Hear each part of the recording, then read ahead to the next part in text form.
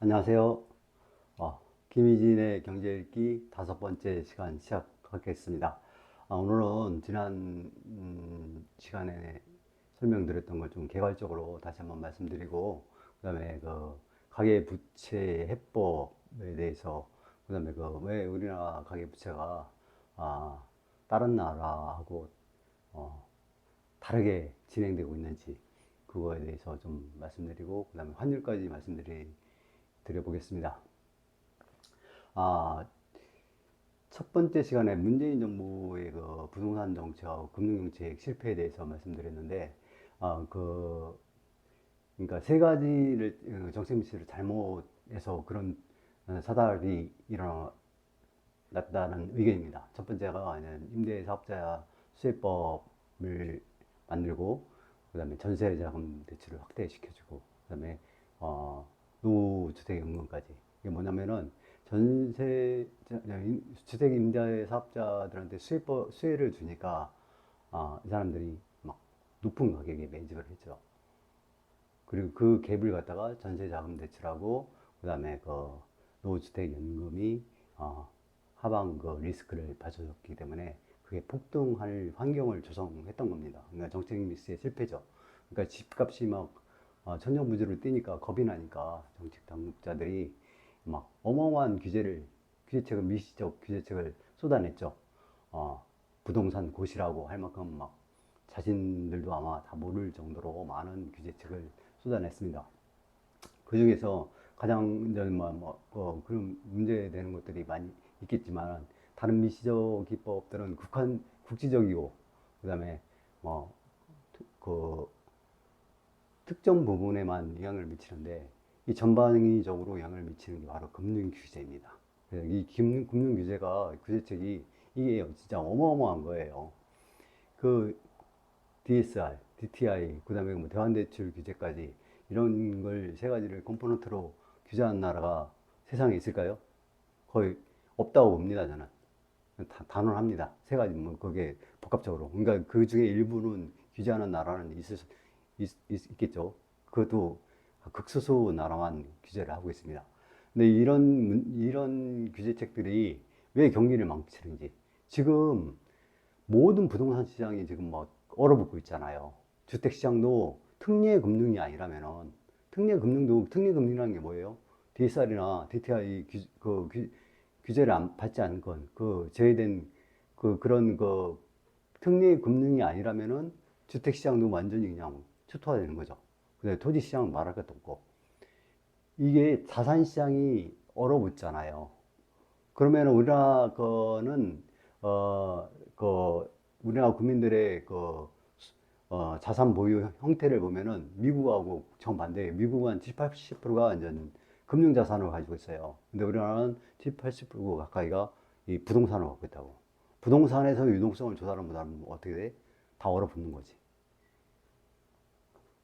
그 다음에 이게 DSR 같은, 스트레스 DSR 이런 기법이, DTI 같은 기법으로 하니까 우리나라 국민 평형의 좀 최근 분양가가 뭐 한 대략적으로 여기 대도시권에는 거의 한 5, 6억 하지 않나요? 5억 가까이 다 하지 않나요? 그 평수를 살 수 있는 소득이 우리나라 최근 통합소득 발표된 거 보니까 10% 남짓이에요.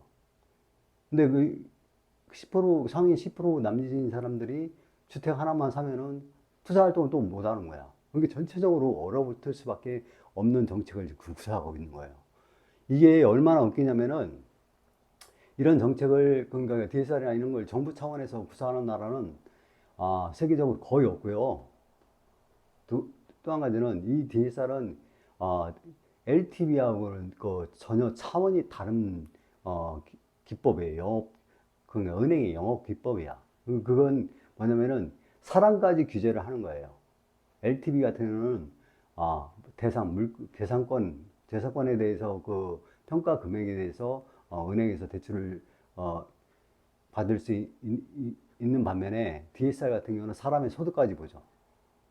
이게 얼마나, 그러니까 이게 같은 재산을 가지고 10억짜리 아파트를 가지고 무직인 사람하고 의사인 사람하고 유동성 조달 금액도 틀리고 금리도 틀리고 이런 차별적인 정책을 소위 말하는 민주정부에서 이걸 구사했다는 게 진짜 참담합니다.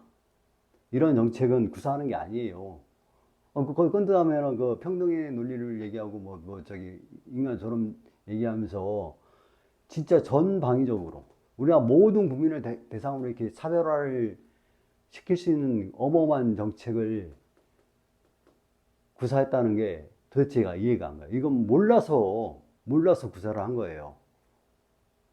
몰라서. 이건 양극화를 완전히 막 체계적으로 심화시키는 방법이고요. 그 다음에 경기도 수직으로 하락되죠. 자본주의 시장 경제는 거래예요. 거래를 막아놓고 이 거래가 안 되잖아요. 지금 그 주택시장도 마찬가지예요. 특례 금융이 아니라면은 완전히 지금 주택시장은 완전히 그냥 다 얼어붙죠. 그 거래가 안 되잖아. 그리고 이게 미국 같은 경우나 저기 미국이나 영국이나 저기 다른 나라의 자료를 보면은 그러니까 이게 아 금융시장에 이렇게 정부에서 불필요한 개입을 하지 않는 나라들을 보면은 최근 금리 인상을 왜 한 거예요? 지난 코로나19 시기에 비상 시기에 경기 부양을 하라고 각국에서 어마어마한 경기 부양을 했잖아요. 그 통화량이 많이 증가됐잖아. 그래서 통화량이 증가되면 물가가 오르는 거야. 물가가 오르기 때문에 물가를 잡기 위해서, 그렇다고 물가가 오르는 걸 다운시키기 위해서 금리 인상하는 게 아니에요. 물가 오름세를 갖다가 조절하기 위해서 금리 인상을 하는 거야. 다른 나라 같은 경우는 금리 인상기에 가계부채 수준이 이렇게 우하향하면서 하락했어요.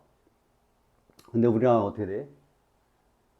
이렇게 가다가 이렇게 됐죠. 이게 뭐냐면 우리나라는 이게 뭐가 문제냐면 미국이나 영국 같은 나라에서는 이게 자동적으로 시장에서 이렇게 된 거야. 경제 주체들이 알아서. 우리나라는 어떻게 돼? 만져서 DSR이나 DTI 이런 거 그 정부에서 조절을 해가지고 그나마 조절을 했는데도 가계 부채가 이렇게 늘어났죠. 이런 현상이 왜 일어난 거예요? 여기 있잖아요. 중앙은행의 통화 정책이 가장 강력한 부채 레버리지 조절 수단이에요. 그걸 막고 있는 거예요, 오히려. DSR이나 DTI 이런 걸 정부에서 가계부채 때문에 이런 정책을 쓴다고 하는데 거꾸로 가계부채를 더 위험하게 하는 이 기법이야, 이게. 왜 그런지 설명을 해드릴게요. 중앙은행의 통화 정책은 하게 되면은 금리를 인상하게 되면은 모든 게 줄어요. 첫째, 투자가 줄어. 투자니 옛날 같았으면은 그 금리가 1%일 때면은 투자 3%대 수익을 내는 연간 수익을 내는 투자나 있으면은 1%일 때는 투자를 해요. 레버리지를 익혀서 부채 레버리지를 익혀서 투자를 하는데 금리가 5% 가면은 투자를 안 하죠. 손실이니까. 레버리지를 안 일으키잖아. 그다음에 소비도 마찬가지야. 소비는 크게 두 가지 경로로 해서 줄어들었는데, 첫째는 소비할 때 내가 가지고 있는 현찰만 가지고 소비를 하는 게 아니야. 미래 소득을 땡겨서 소비를 할 수 있어. 그 부채를 할부라든지 대출을 받아가지고 자동차를 사든 좀 그 금액이 큰 건 그 대출을 받아서 살 수 있죠. 사는 경향이 있죠. 그렇게 소비를 할 수 있는데 금리가 인상되면 어떻게 돼? 그 명목 금액이 증가가 되는 거예요. 그 이자율 만큼. 현재 할부나 그 대출을 하게 되면 대출을 받아서 저기 자동차를 산다면 이자를 부담해야 되죠. 그러면 이자만큼 더 큰 금액으로 자동차를 사는 거고, 할부 금액도 마찬가지야. 이자율이 높아지면은 할부 금액이 매달 내는 할부금이 더 많아지죠. 그러니까 내 소득이 한정되어 있는데 이거 못 사는 거지. 그러니까 소비도 줄고, 그다음에 뭐도 줄어요? 또 투자가 안 되니까 생산이 줄고, 소비하고 투자가 안 되니까 생산이 줄고, 그러면 뭐가 줄어? 일자리가 줄어. 일자리가 줄게 되면은 다시 소비가 주는 거야. 일자리라는 것은 그 국민들의 소득이기 때문에, 가게들의 소득이기 때문에. 그러니까 이게 계속 줄어들기 때문에 더군다나 인플레이션 국면에 이게 소득이 줄게 되면은 그 인플레이션이 더 이상 진행이 안 되잖아요. 그래서 금리 인상을 하게 되는 거예요. 중앙은행의 금리 인상이 가장 강력한 부채 조절 수단이에요. 그래서 이렇게 하라고 있잖아, 다른 나라들은. 근데 우리나라는 어떻게 돼? 증가돼. 왜 증가되냐? 이게 왜 증가되는지 이걸 모르는 것 같은데, 많은 사람들이 왜 증가되냐면요. 보세요. 지금 금리를 인상하는 이유가 뭐예요? 인플레이션 때문에 금리를 인상하지. 예? 모든 인플레이션인 것은 자산 가치, 그 명목 가격이 올라가는 걸 인플레이션이라는데, 인플레이션이 뭐 한 가지만 오르는 게 아니야. 저 외국도 지금 보면은 생필품 가격도 거의 모든 나라에 동시다발적으로 오르고 있어요. 그 다음에 생필품 가격만 오르는 게 아니요. 토지, 그 다음에 주택 가격도 인플레이션이 올랐어요. 오르는 걸 많이 오르지 말라고 금리를 인상하는 거예요. 그러면은 금리를 인상하게 되면은 예를 들어가지고 우리나라는 변동금리로 은행들이 막 그 폭리를 취하고 있는데, 예를 들어가지고 5억짜리 7억짜리 아파트를 A라는 사람이 샀어요. 5억의 대출을 받아가지고. 그러면은 이게 이제 그 금리가 인상되니까 전체적으로 아까 말씀드린 대로 소비도 조금, 일자리도 위험해지고, 소득원도 위험해지고, 그 다음에 우리나라 변동금리가 금리가 높아지면은 이 사람이 못 버틸 거 아니에요. 버티다 못 버티면 어떻게 돼? 팔아야지. 내가 산 가격보다도 더 이제 지금은 다운되니까, 다운된 가격이라도 내가 못 버티니까 팔아야지. 그러면은 B라는 사람은 사죠. 왜? 인플레이기 때문에 이거 지금 그 자산 가격도 어느 정도 오르고 그랬으니까 저기 좀 저렴하게 나온 거 있으면 사는 거야. 그럼 어떻게 돼? 전체 거시적으로 보면은 5억이라는 그 가계 부채는 A에서 B로 이동됐지만은 전체 거시적인 관점에서 보면은 전체 가계 부채가 늘어난 게 아니죠. 그대로 있잖아. 그 다음에 아까 말씀드린 대로 금리가 인상되면 투자 같은 게 위축이 되니까 전체적으로 계속 가계부채가 줄어드는 거야. 근데 우리나라 어떻게 돼? DSR이나 DTI 이런 그 대환대출 규제 같은 진짜 바보 같고 멍청한 방법으로 이걸 딱 유동성을 틀어 막아놨어. 막아놓으니까 어떻게 돼요? 살 사람이 없잖아. 아까 말씀드렸죠. 우리나라 국민평형 지금 분양가가 보통 막 5억에 육박하는데, 그걸 자기 소득으로 우리나라 소득 수준 그 통계를 보면은 자기 소득 수준으로 살 수 있는 사람은 우리나라 10% 소득 그 근로소득자의 한 10% 남짓이야. 통합소득으로 볼 때 근로소득뿐만 아니라 다 사업소득이니 다 통합해서 본소득으로 봤을 때도 10% 남짓인데, 이 사람들은 기존에 자기 대출 받아가지고 집 안 샀나? 그러니까 추가로 집을 살 여력이 없는 거예요. 그러니까 완전히 그냥 거래가 단절되고 절벽이잖아. 그걸 정부에서 또 뭐래? 특례금융으로. 특례금융. 이런 짓을 왜 하냐고. 그냥 부동산 가격이 시장에 의해서 자동적으로 하락할 때는, 그러니까 문재인 정부 시절에 부동산 폭등이, 그게 우리나라 통화량이 증가해서 막 그때 막 오른 것도 아니고, 그 다음에 우리나라가 버블 붕괴 직전에 일본처럼 호황이어가지고 이렇게 부동산 가격이 오른 게 아니잖아요. 주택 가격이 잘못된 정책 미스에서 올랐으면 어느 정도 하락해야죠. 그 하락할 수 있도록 정부에서 길을 터줘야 돼. 자연스럽게. 그리고 망하는 기업은, 건설사 같은 경우는 자동적으로 망하게 내두고, 시장 기능에 의해서 그렇게 해야지 건강하지.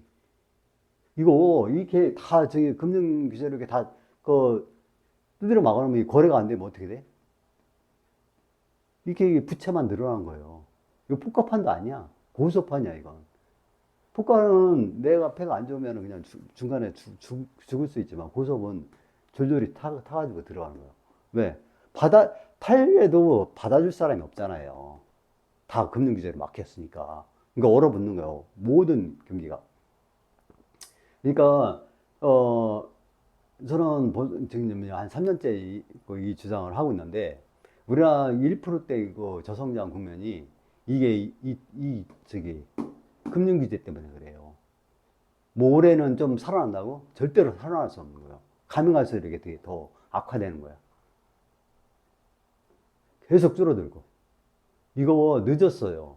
이거 이렇게 하면은 이게 가계 부채 볼륨은 줄어드는 게 아니잖아요. 그대로 막 계속 늘어난 상태로 이렇게 있잖아. 특례금융도 그 가계 부채잖아요. 어려운 사람들한테 DSR 기준에 안 되는 사람들한테 아니면 그 사람들을 부채로 얻어가지고 사는 거 아니에요. 가계 부채를 지금 이게 어마어마한 가계 부채를 2천조가 넘는 가계 부채를 지고 경제 활동을 하는데 그 소득 뻔한데 더군다나 대수출이 또 줄어들고 그런데 이게 경제가 살아나겠냐고.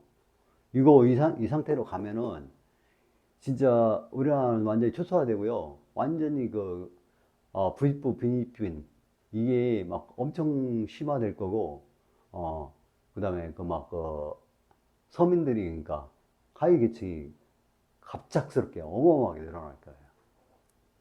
이거 왜냐면 경기가 위축이 되면은 전반적으로 일자리도 줄고 그러니까 뭐 자영업자니 뭐니 다 안 되죠. 외식 같은 거 갈 여력이 없으니까 빚 갖고 나오면 한 개 차주가 500만 원이래잖아. 근데 지금 더 늘었을 거야 아마. 가능할수록 더 늘어죠. 이거 어떻게 하려고 이 정책을 계속 쓰는지 모르겠습니다. 그리고 나는 이해가 안 가는 게 우리나라 경제학자들이 이걸 비판하는 사람이 하나도 없어. 다 암기형으로 공부했나? 다 모방형인가? 상상이 안 되나? 상주가 안 돼요? 이건 국민을 상대로 쓰면 안 되는 정책이에요. 가계부채가 이건 줄을 수가 없는 거야. 가계부채는 뭘로 해결해야 되냐면요. 인플레이션이야. 이건 생각을 해봐. 우리나라 성장률이 1%대인데 5%, 6% 그 부채 이자를 갖고서나 가계가 성장할 수 있겠냐고. 성장해서 그 빚을 다 갚겠냐고. 인플레이션이에요. 이 인플레이션이 왜 중요하냐면 제가 계속 내가 몇 년 동안 글을 써놨는데 인플레이션을 가계에서 요구하는 게 아니에요. 우리나라는 지금 문재인 정부의 부동산 정책과하고 금융 정책을 담당했던 자들이 경제 개념이 내가 굉장히 의심스러워. 인플레이션을 이제 가계 투기꾼 잡는다고 누가 대출을 많이 받은 사람은 그 페널티 주기 위해서 대환대출도 규제도 해놓고 그랬는데 대환대출이라는 게 뭐냐면은 가계 자금 대출하고 가계 소비 대출랑 자영업자 영업자금하고 구분해 가지고 서로 가계 자금 대출을 갖다가 못 받게 만들어 놨어. 그 다음에 대환이라 해가지고 그걸 갖다가 서로 커버링 해가지고 롤링을 못하게 해놨어. 이런 정책을 왜 쓰냐고. 전체 국민 경제 전체적으로 보면은 소비하고 투자하고 구분이 안 돼요. 내가 소비하게 되면은 반대편에서는 생산이 일어나고 투자가 일어나는 거야. 그거 전체적인 국민 경제 국가 경제 정책을 담당하는 자들이 그런 쓸데없는 규제를 해놨기 때문에 그 규제를 이익을 보는 집단은 누구야? 금융기업이잖아. 은행들이잖아. 그래서 우리나라 작년하고 재작년에 성장률이 완전히 1%인데 사실은 마이너스 성장이잖아요. 그렇게 성장률이 저조할 때도 사상 최대의 이익을 얻은 이유가 뭐야? 그 정책을 써놨기 때문에. 그 다음에 대출을 받는 사람들은 대부분 서민들인데 고스란히 그 서민들 호주머니 털어가지고 저희 금융기관 기업들이 어마어마한 이익을 챙긴 거 아니에요. 대환대출 규제 같은 경우는 정부에서도 써도 안 되지만은 금융기업, 그 은행이나 금융기업들이 그런 행위를 하게 되면 정부에서 오히려 규제를 해야 되는 게 대환대출 규제 같은 거 못하게. 왜? 약자가 더 페널티를 얻기 때문에. 이 자산 거품이야. 이 거품은요, 부동산 가격으로 폭리를 취하는, 옛날에 LH 사건 터졌을 때, LH 같은 경우는, 그러니까 내부 정보를 이용해서 투기를 하는 건, 그건 근절을 시켜야지. 불법 행위니까. 그건 왜 그러면은 공정성을 훼손하는 거니까. 근데 전반적으로 부동산 거품을 갖다가 어느 정도 용인하면서 가야 되는 거야. 부동산이라는 건 무슨 자산 거품이거든요. 자산 중에 부동산만 있는 게 아니라 다 올랐잖아, 지금. 물가가. 생필품도 가격도 맨날 팥불이 흔들고 그랬죠. 그 팥불이, 그것도 내가 비판을 많이 했는데, 네, 민주당의 이렇게 지켜본 바에 의하면은 개념이 굉장히 의심스러워가지고 나는 정권을 잡아도 도돌이판이야. 도돌이표야. 도돌이표. 이건 정치적으로 문제가 있으나 경제 정책을 잘못 써가지고 문제가 있으나 그 경중은 나는 내가 보는 입장은요. 이건 경제 정책 잘못 쓰는 게 훨씬 더 많은 사람들한테 피해를 주는 거야. 어마어마한 지금 피해를 주고 있잖아요. 그걸 명쾌하게 파악을 못하고 현 정부도 그 문재인 정부의 정책을 뭐가 잘못됐는지 그걸 파악을 못하고 있어요. 그건 두 가지예요. 파악을 못한 거가 한 가지는, 또 한 가지는 그 당시에 그 정책을 구사한 인사들이 현 정부에도 동일하게, 그러니까 관료조직이나 스텝 쪽의 조직에 있을 가능성이 굉장히 그런 추론입니다. 그게 아니면은 누군가는 경제 개념이 있다면은 이건 좀 이상하다 해가지고 이건 다르게 이제 정책을 방향을 돌렸어야 정상인데 이걸 계속 이렇게 경기가 이렇게 막 위축되고 있는데 그 윤석열 정부의 그 실착이라고만 막 민주 진영에서 주장하는데 이거 경제는 수출입이야 외부 환경에 따라서 변화가 흔히 뭐 때문에 뭐 주민 간의 갈등 그다음에 미국에서 그런 반도체나 그 2차 전지 우리나라 주요 산업들한테 페널티를 주고 그다음에 제재를 가하는 그게 눈에 보이잖아요. 그 뉴스로 나오고. 근데 국내 경제는 흐름대로 가는 거야. 예전에 뭐가 잘못해놨으면 그 영향력이 쭉 타고 오는 거예요. 뭐 하루아침에 크게 바뀐 것도 없잖아. 윤석열 정부에서. 오히려 규제를 풀고 있는데도 이렇게 힘들어지는 건 문재인 정부의 잘못된 부적절한 정책이 지금 그게 계속 이어져 오고 있는 거예요. 그 다음에 아까 말씀드리다가 여기까지 흘러왔는데 이 문재인 정부 시절에 그러니까 그 투기꾼을 잡는다고 하는데 자기들이 투기판을 만들어 놓은 거지. 아까 말씀드린 주택 시장에 투기판을 만들어 놓고서나 오히려 투기꾼을 잡는다고 시장바닥 쓸고 다니니 얼마나 내가 그 당시에 참 우픈 일이냐고요. 근데 뭐냐면은 그 자산 거품이라는 것은 자산 거품을 일반 시민들이 원하는 게 아니에요. 브레튼 우주 체제가 끝날 무렵에 금 1온스당 35달러에 연동되게 만들어 놨어서. 근데 지금은 금 1온스당 요즘 금값이 난리 나잖아요. 2,400달러. 얼마나 오는 거야? 37에 21. 70배 이상이 올랐어. 70배가. 근데 그 당시에 지구상에 돌아다니는 달러 총 통화량이 6천억 달러 정도 됐어요. 6천억 달러가 좀 안 됐어요. 5, 6천억 달러야. 74년도쯤에. 근데 지금은 21조 달러가 넘어요. 통화량보다도 사상 거품이 더 많이 나서. 이건 금뿐만 아니에요. 그 아메리칸 인디언의 그 맨하탄 얘기도 있잖아. 그거. 24달러 상당히 그 네덜란드 이민자들한테 팔았는데 그 맨하탄, 그걸 복리로 치면은 그 맨하탄 시를 사고도 남을 돈이라고. 이게 뭐냐면은 이게 통화량이 증가해서 그래요. 근데 통화량이 왜 증가하느냐? 이건 시민들을 잡을 일이 아니야. 정부예요, 정부. 정부가 존속하려면 옛날에는 왕이나 전제군주나 저기 뭐 그 저기가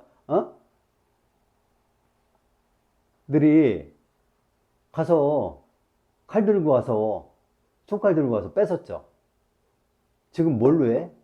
인플레로 걷어가는 거야, 정부가. 그래서 정부 기능을 유지하는 거야. 이 인플레가 일어나지 않으면은 어떤 현상이 일어나냐면은 작년에 세수가 60조 가까이가 뻥크냈죠. 나는 저기 민주 진영에 그 경제 전문가라는 자들이야, 진짜. 그 사람들 말 듣고 사람 그 문재인 정부가 실패한 거예요. 그 전문가들이 부적절한 그 관념을 가진 그 전문가들이 경제 정책을 실패로 만든 거야. 그런 이거 DSR이나 이런 그 금융 규제를 해놨기 때문에 뭐가 안 일어나? 우리나라 세금은 뭐 위주로 돼 있어? 거래세 위주로 돼 있잖아. 양도세에서 막 거의 17조, 거의 20조 가까이가 펑크났더만. 문재인 정부 시절에는 그 투기 현상 때문에 막 그 2022년인가 21년인가 그때 막 그 부동산 막 그 거품이 막 난리가 났을 때 그때 막 세수가 막 초과 달성했죠. 그건 투기 현상 때문에 그러니까 부적절한 정책으로 그런 투기파를 만들어 놨기 때문에 그때는 세수가 많이 냈는데 그 부적절한 정책이 여파가 지금 세수 부족으로 나타난 거야. 거래세가 양도세만 준 게 아니죠. 전체적으로 경기가 줄으니까 이게 위축이 되니까 뭐가 줄어? 계속 이렇게 했잖아. 금융기자가 경기를 위축시키는 내수 경제를 위축시키니까 뭐가 줄어 또? 부가세가 줄지. 자영업자들 제 영업이 안 되는데 술 마시러도 안 가. 밥 먹으러도 안 가. 그러면은 외식하러도 안 가. 그러면은 부가세가 줄잖아. 또 내수 부분을 담당하는 기업들의 그 영업이 안 되니까 판매가 안 되니까 뭐가 줄어? 법인세도 줄고. 그다음에 뭐 저기 안 되니까 내수가 위축이 되니까 일자리도 줄으니까 소득세도 줄고 국세가 다 주는 거잖아요. 올해도 이거 더 줄 수 있어요. 이게 줄으니까 뭐부터 줄여야 돼? 복지로 가는 그 예산은 줄이면 안 되잖아. 노인들 당장 목숨 끊고 그러는데 줄일 거 줄여야지. 그래서 R&D 예산도 그래서 줄였다고 봅니다. 이거 흐름 보고 이렇게 해야 되는데 나는 예전부터 많이 민주 진영을 응원하고 어느 분에서 좀 지명도도 있었는데 나는 문재인 정부가 이렇게 무너질지 몰랐어요. 그리고 또 한 가지는 뭐냐면은 이런 정책의 실패를 갖다가 보수 진영에서도 캐치를 못 한다는 거. 그러니까 지금까지 이렇게 온 거 아니에요. 이런 정책을. 이 인플레이션은 정상적인 인플레이션은 미국이나 다른 나라도 마찬가지지만 정상적인 인플레이션은 흐름을 같이 타야 돼. 문재인 정부에 대해서 문제가 뭐냐면은 그 흐름을 그러니까 부적절한 정책에 의해서 그러니까 부동산을 그냥 폭등을 시키는 거지. 그 흐름을 탄 게 아니야. 전체적인 글로벌 흐름을 탄 게 아니라 우리나라만 특수하게 그렇게 만들어 놨다가 엉겹결에 코로나 터지자 이제 각국에서 엄청난 경기 부양을 하면서 다시 인플레이션이 다른 나라들 오니까 엉거주춤 그렇게 무마가 된 거지. 그러니까 문재인 정부에서 경제 정책을 실패했는데 전체적인 흐름은 굉장히 운이 좋은 정권이었다고 생각이 들어요. 그런데도 대선에서는 실패했지. 왜? 겉에 이제 거시적 지표는 그게 드러나지 않지만 아까 말씀드린 대로 처음에 DSR이나 이런 기법을 실행하면서도 뭐 했어요? 코로나19 시기이기 때문에 문재인 정부 시절에 표시가 안 났던 이유는 코로나19를 빌미로 자영업자들한테 이 DSR 규정을나 대환대출 규정 갖다가 제외시키는 그런 예외적인 대출을 무지 많이 해줬죠. 그때 자영업자들한테. 그 다음에 비정상적으로 집값 거품이 일어나기 때문에 그것 때문에 표시가 안 났지만 전체적으로 거시적인 지표는 표시 안 했지만은 일반 시민 경제 주체들은 알고 있었죠. 그 당시부터. 아, 이거 뭐 할래도 못 하니까. 정부에서 저기 특례로 그 길만 가지. 그러니까 편법으로 대출받고 그랬잖아. 그 이번에 저 뭐야 총선에서도 누군가 그 편법 딸내미가 뭐 편법 대출 받았다고. 근데 보통 사람들은 규정을 지키는 사람들은 그 당시부터 자금이 압박이 되고 투자 활동을 못 했죠. 그러니까 그 여파가 이제 지금까지 막 오는 거야. 계속 줄어드는 거 위축이 되는 거예요. 근데 이게 거품이 자산 거품은 미국 같은 경우도요. 2017년도에 미국의 정부 부채가 20조 달러. 근데 2025년도, 25년도인가? 25년, 내년인가요? 내년에는 50조, 잠깐만, 40조 달러로 늘어난다는 거야. 그러니까 이 정부에서 그 정부 부채가 있으면은 이 돈을 정부 부채는 누가 갚는 거야? 미국에서 뭐 달러 찍어가지고 다른 나라에서 해가지고 걷어들이나? 기본적으로 미국 국적의 그 금융기업이나 그 외국으로 가서 벌어들여도 미국 국적인 저기 기업한테 세금을 걷어들이잖아요. 이게 뭐냐면은 정부에서 쓰는 돈, 부채건 예산이건 간에 다 저기 시민들이 낸 세금이야. 그러면은 시민들은 세금을 낼 때 DS나 DTI나 이런 기법은 뭐냐면은 아까 말씀드렸듯이 LTV하고 차원이 틀리다고. 인간의 그 소득을 보기 때문에 인간의 뼈와 살과 같이 착취하는 거야, 이거. 정부에서 그 세금을 거둬들일 때는 뭐냐면은 통화량이 계속 그래서 늘어나잖아요. 통화량이 늘어나면 어떻게 돼? 자산 거품이 일어나는 거야. 그러니까 자산 거품에 대해서 이거 가져가야지. 이거 인간하고 그 연계해가지고 하게 되면 자산 거품도 안 일어나잖아요. 지금 그러고 있잖아. 어? 자산 시장에 우리나라 그 유동성을 조달할 수 있는 그 가능성 있는 그 자산 시장은 완전히 얼어붙어 가지고 거기서 유동성 조달도 못 하니까 어떻게 돼? 그 벌어가지고 빚 갚고 벌어가지고 세금 내라. 이거 아니야. 그러면 이게 자산 거품도 안 일어나. 그럼 이 경제가 어떻게 되겠냐고. 정부 기능? 뭐 정부에서 뭐 저기, 그러니까, 뭐 R&D 예산 막 줄였다고 막 그 거품 물고 내고 그러는데, 이거 R&D 예산뿐만 아니라 다른 예산까지 다 줄어. 이런 식으로 하면은 다 줄어. 줄을 수밖에 없어. 계속. 이거 빨리 없애야 됩니다. 이걸 비판하는 경제학자가 국내에 하나도 없다는 게 저는 진짜 답답하고 진짜 암담한 일입니다. 그 뻔히 보이는데 이 정책을 고수한다는 게 정말 이해가 안 가요. 그 다음에 지금 환율도 그러잖아요. 그러니까 그 가계 부채 지금 우리나라에서 그 중앙은행에서 한원에서 미국에서 금리를 이렇게 인상하고 그러는데 우리나라는 선제적으로 올렸다가 금리 인상 못 쫓아갔죠. 미국의 금리 인상. 미국뿐만 아니라 저 유럽의 금리 인상만큼도 못 쫓아가고, 오히려 우리나라 금리가 미국보다 더 낮은 그런 디커플링 현상이 일어나고 있잖아. 근데 그 금리 인상 아직 못한 게 뭐야? 이 가계부채 때문이잖아. 근데 가계부채의 실패를 한 게 뭐야? 가장 주 원인이 이 금융규제예요. 그 다음에 금융규제하고 또 미시적 정책을 써야 될 부분이 있어요. 가계 주택 시장에 유동성이 쏠리잖아요. 그 쏠리는 원인을 갖다 캐치를 하고 그걸 제거를 했어야 되는데 문재인 정부 시절에 현 정부도 마찬가지고 주택 시장으로 쏠리는 그 정책은 고수하거나 더 강화시켰어. 이게 주택 시장으로 쏠리는 이유는 가장 큰 문제는 세금이라고 해요. 세금이 뭐 종부세가 아니야.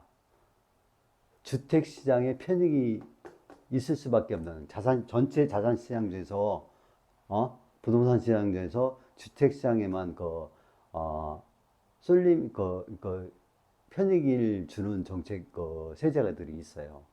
우리나라 누더기 세법인데, 그 세법도 완전히 정비해가지고, 모든 자산 시장에 그 편익이 없도록 그 세법도 동일하게 적용해야 돼. 그래야 주택 시장에 쏠림이 없어.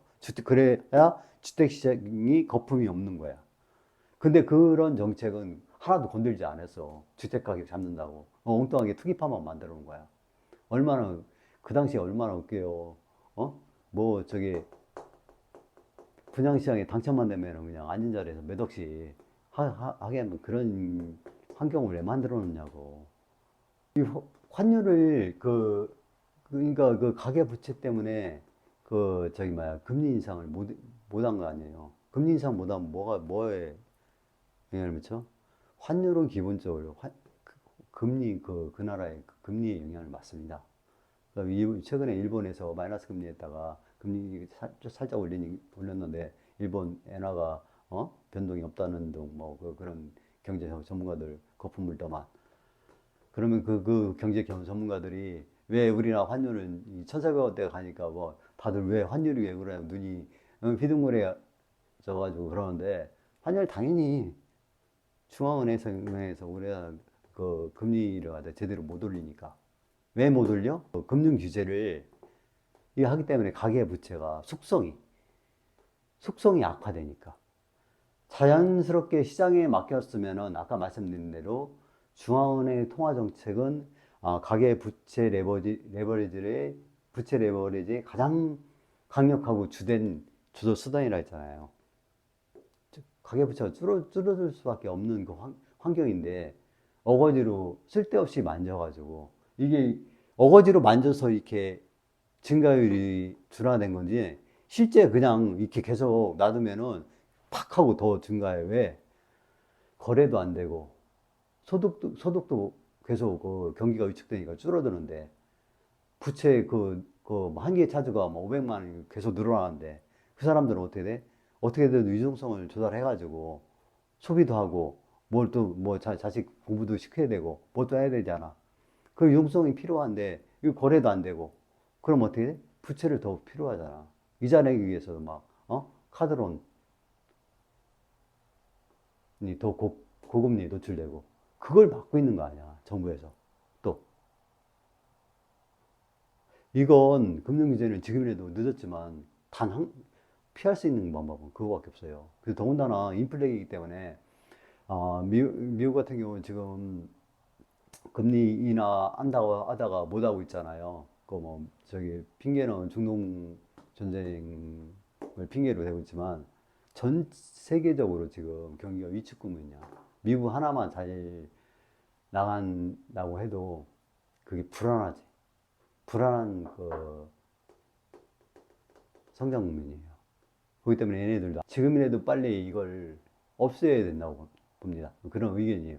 그러니까 빨리 없애야 돼. 이건 무조건 없애야 되는데 없애면은 당분간은 병목 현상하고 규제 효과에 의해서 대출 그러니까 가계부채 수준이 상당히 많이 막 뛸 수가 있어요. 좀 어느 정도 상당히. 근데 그거 뛰었을 때 금리를 중앙은행의 통화정책으로 조절을 하게 되면은 자연스럽게 거기서 안정점을 찾을 거라고 봅니다. 이 상태로 가면은 그냥 전체 내수 경기를 압살하고 많은 국민들이 생과 사의 갈림길에 놓일 가능성이 굉장히 높아요. 그 다음에 정부도 감당이 안 돼. 세수도 줄어들고 있는데, 어? 저기, 뭐야. 한계에 놓인 시민들이 어마어마하게 늘어요. 빈부격차가, 저기가 어마어마하게 늘어날 거예요. 일본이 그랬잖아요. 일본은 그 당시에 이거 무너질 때 한 10년 동안 그러니까 IMF가 97년대니까 10년 가까이가 10년이 뭐야? 10년 가까이가 그런 기법도 없었어. DSR이나 DTI 같은 기법은 나중에 나온 거예요. 근데 LTV 하나만으로도 그 무너지고 나서 일본이 막 자살률이 폭증하고 그러는데 우리나라는 지금 뭐 부동산 거품 지금 무너지는 거 있는 중이죠. 사람들이 몰라서 그러는데 호가만 많이 올려놓고 그러는데 지금 무너지고 있는 게 와장창 무너질 전조 단계예요. 근데 그게 그 이전부터 문재인 정부 이전부터 자살률이 이렇게 높고 그랬는데 이거 무너지게 되면은 무너지면 뭐만 남아? 부채만 남는 거예요. 그럼 사람들이 살 희망이 있겠어요? 왜 이런 환경을 조성하고 있는지 이해가 안 갑니다. 정상적인 인플레를 타야 돼요. 세계적인 흐름을 같이 타야 정부도 살아남는 거 아니야. 정부가 이렇게 사람을 고열을 짜가지고 어? 세금을 가져가는 게 아니라 자산 인플레에서 가져가야지. 어? 그리고 우리나라 예산 규모를 보면은 가끔 이렇게 쳐다보는데 유독 우리나라 예산 규모가 이렇게 막 항상 증가하고 있어요. 미국이나 이런 나라들은 가끔가다 그 경제가 안 좋고 그러면 예산 규모도 줄어. 옛날에 그 오바마 시절에도 그랬잖아요. 공무원들 수십만 명 자르고, 어? 군비도 군비도 막 축소하고 트럼프 때도 예산이 줄은 거야. 근데 우리는 항상 예산이 늘려. 어디서 거든? 그 다음에 정보 부문이 너무 비대하고. 하여튼 할 얘기들이 많이 있지만은 당장 급한 게 이 쓸데없고 진짜 바보 같고 멍청하고 악랄한 이 금융규제는 빨리 없애야 된다는 거. 이게 안 그러면 우리나라 경기는 수직 하락하고 어마어마한 사회 문제가 발생할 겁니다. 이걸 비판하는 경제 전문가들이 하나도 없어요. 어떻게 참 답답합니다.